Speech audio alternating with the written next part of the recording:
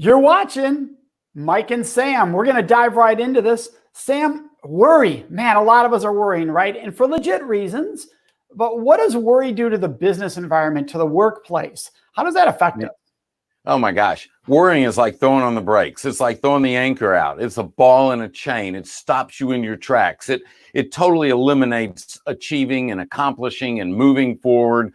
Worry just bogs you down. Yeah. And I know for me, when I start to worry, it's the unknown, of course, right? We don't worry about the known because that's been answered, whether good or bad. It's the unknown. And when that gets into my head, and I know a lot of people are like me in this way, I can go down a rabbit hole that goes deep and far. And and then it creates more worrying, and suddenly I'm diving in all these places. I don't know about you. Maybe the people viewing right now that are watching right now, if you do that too, leave us a comment below. Tell us if you do that. Once you worry, you tend to go down to all these different possibilities, and it gets more worrying upon more worrying. You just do that by leaving a comment below. Oh, do you find that? So what happens, Mike? That worry, when you're going down that rabbit hole, it just pulls you in a total opposite direction from where you're trying to go and where you want to go. And so I see Charles is saying hello, and I'm glad Charles is on today. Here's the thing that I've discovered. The stuff that we worry about the most is the stuff we cannot control. And so, and so the point is we can't control it. And so getting wrapped up in worry is literally a waste of time. I've always said you have to eliminate or discern what you can't control and what you can control. And the most effective people I know, Mike, are always those people that stay focused on what they can control. When you focus on what you cannot control, you make excuses, you have worry. When you focus on what you can control, you make decisions, you make choices, and you move forward. Yeah, let's pause there, Sam, because I think that's a really important part. When we look at what people experience in the workplace and in their companies, their number one worry is other people usually. Who's doing what, who's not doing what. It's by far the number one worry. It's a bigger worry than revenue. It's a bigger worry than it's what Johnny's doing over there. And because we all want control and we can't control Johnny, we worry, right? So how do you help somebody with that? Well, so here's the thing. When it comes to control, there's 4 areas. There's the things we can control, the things we cannot control, the things we try to control, and the things that are out of control. And the number one thing that we try to control are people. We try to manipulate them. We try to get them to do something that's to our advantage. We have to turn our focus from that. It's stop trying to manipulate people, control people, direct people. That's just going to hold us back. We have to make a decision. We're not going to control anybody. All we can truly control is ourselves, and we control ourselves through the thoughts that we have. Yeah, and it's so important. I think one of the things we have to realize is trust that we've given this person what they need. Because if our worry is that they're going to make the wrong choices, that usually is actually a worry of our performance that we failed at leading or at managing that person. And now we're doubting them instead of saying, wait, what could I give them with this project? How could I support them with this project? Not in a way that's stepping in, controlling, directing where it goes, because people hate that. But what could I do right now that I'm worried I didn't do? And that's why I think they might struggle. What could I give them to support them? You know, I see Ricky Kalman joined us, and Ricky is really amazing because his message is all about personal empowerment and controlling your thoughts and using that to control direction that you go into. And I think that's what you're talking about, Mike. It's really it connects to mindfulness. It's about in that moment being able to discern which direction we're going. We're faced with these critical choice points, as I call them, all the time during the day. And we either choose to go to the left or we choose to go to the right. Someone cuts you off. You either choose to honk your horn, choose to ignore them, choose whatever it is. You're leaking a little personal. I'm just saying. Yeah. But that's a moment that's a choice point. And so when we are making decisions, it's because of a choice point. We need to recognize when we have a choice point.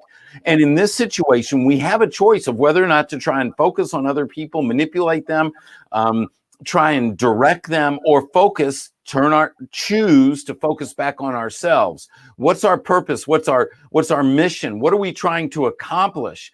And then what's the most pressing issue that I need to be focused on right now? Because that's the only true control that we have in our lives. Yeah, and I think that's what's really important. Where do I need to have my energy focused? And I think sometimes even take away the word need and replace it with choose. Because need can add more worry. Where do I need my time to be? Where do I need it? Versus, what am I going to choose to do in this moment? How am I going to choose to use my time? Where am I going to choose to put my focus? Because that's something I own then. Versus feeling there's a demand coming from above me, from either management, it could be the board of directors, it could be anything related to that. But where I choose. Well, here's again, a lot of times I've talked about this, it comes back to our values. Are we living our values, or are we letting other people around us direct us based on a different set of values, a different agenda, a different purpose? And we really have to be able to ascertain, are we on purpose? Are we on mission? Are we living our values? Are we making decisions that connect to those important areas in our life? And when we are, we're probably going to be making some pretty good decisions. We're probably going to be moving forward. Not every decision is great. Not everything works out the way we want it to work out, but we have a lot better opportunity or chance when we are on purpose, on mission, on values. When we allow the loud voice in the room to enter our life and redirect us, that's when we're going to get in trouble. And to be compassionate to ourselves, to allow ourselves to know, yeah, this might not go perfect, and that's okay. Part of the problem with worry is it expects perfection, right? Worry feeds off failure. And so if you're getting in your head that this has to go perfect, worry is going to soar. It's just going to take off, right? And absolutely.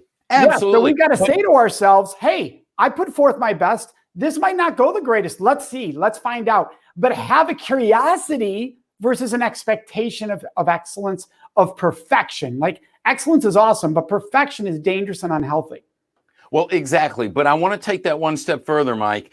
If we're going to have compassion for ourselves as leaders, we need to have compassion for the people around us. We need to take that expectation off of their shoulders. We need to reduce their worry. And when we do that, then we're positioning them for success. So, yes, do we need to have compassion for ourselves? Absolutely. As leaders, the most important compassion we have is for our people, making sure that we're taking the worry and stress off of them, letting them know we do not expect perfection, giving them the ability to mess up, to screw up, and still move forward. Because when we allow them to do that, over time, they learn that we trust them, they will move faster, and they'll get more done. Yeah, and what's beautiful about that is they learn to trust themselves. Not only do they realize we trust them, but they believe way more in their own strengths, their own gifts, because they recognize, oh my gosh, I did really well at this.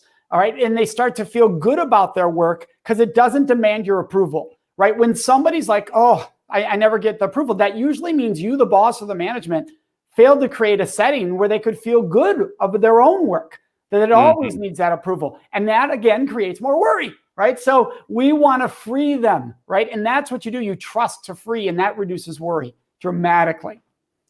Ultimately, the bottom line is eliminating worry ourselves, eliminating worry for people around us, being compassionate so that we recognize that we could be helping to generate worry where we need to be relieving worry. And when we pull that worry out, then what's going to happen is we're freeing ourselves up. We're freeing those up around us in our personal life. We're freeing those up around us in our organizations. And in that situation, then we're all going to be moving forward.